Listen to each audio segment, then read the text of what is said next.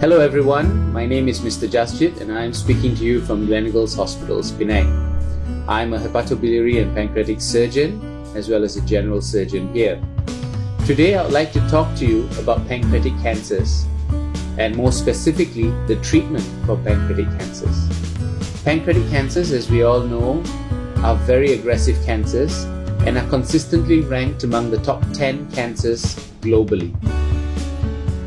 The treatment of pancreatic cancer involves multidisciplines and involves many practitioners. However, till date, the only curative therapies for pancreatic cancers are based on surgical therapies. Today, I would like to talk to you about the Whipple's procedure. The Whipple's procedure is classically a surgical procedure that is carried out when a patient presents with cancer of the head of the pancreas. The majority of the patients that come with cancer of the head of the pancreas will present with jaundice. They may present with a fever, feeling unwell, marked loss of appetite, loss of weight, or pain. Some of these patients may require endoscopic procedures before surgery that entail biliary decompression for those patients who come in malnourished or with extremely high levels of jaundice. But in the majority of patients, if they are found to have these cancers early, there is a role to go straight to surgery. The decision to go to surgery is made between the patient, the surgeon, as well as the oncologist via a multidisciplinary type meeting. So now let's talk more about the surgery. Classically, for cancer of the head of the pancreas, a surgery called the Whipple's procedure is done. The Whipple's procedure is a procedure that entails a resection of 4 different organ systems, namely, of course, the pancreas, the small bowel, the extrahepatic biliary tree, as well as the stomach. What this means is if you have a cancer located at the head and the uncinate process of the pancreas, a surgery is done to remove this area by transecting the pancreas at the neck, transecting the small bowel here, transecting the bile duct above the cystic duct confluence, which also removes the gallbladder, as well as transecting either the duodenum or the stomach. Now this will remove the entire cancer and the blood vessels plus lymph nodes that supply this area.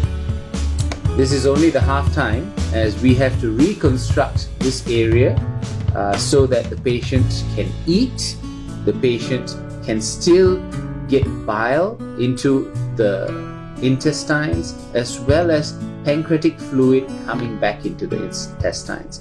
And that is through either a pancreatic jejunostomy, a pancreatic gastrostomy, a hepaticojejunostomy, and of course a gastro or duodenojejunostomy.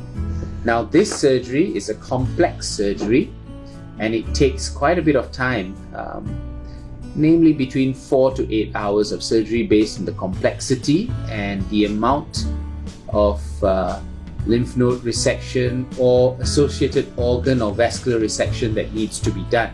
As this is a complex surgery, recovery from this surgery will take approximately 7 to 10 days.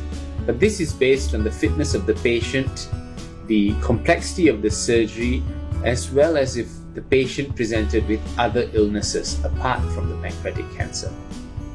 Now, who are the patients who can go for a Whipple surgery? When you present with a pancreatic cancer, my job as a surgeon is to ascertain whether you're a surgical candidate and if your tumor is resectable. Now, how we do this is through blood tests as well as scans. We can use CT scans or MRI scans to better understand the tumor, the size, the location, as well as the potential for local spread, as well as for distant metastasis. For patients who present with pancreatic cancers that have unfortunately metastasized, that means have gone away from the pancreas and its local adjacent organs, surgery is not considered upfront. For patients who present with early pancreatic cancers, i.e. Cancers that have remained in the pancreas or have only affected regional lymph nodes, then the discussion with the oncologists as well as the patient will be made, and we will decide if a Whipple's procedure should be done either as an upfront procedure or following neoadjuvant chemoradiotherapy. Now, ladies and gentlemen, the most important take-home message is, if you are unwell with the symptoms of pancreatic cancer, get screened fast, visit a HPB surgeon or an oncologist so that you may be given the best possible treatment.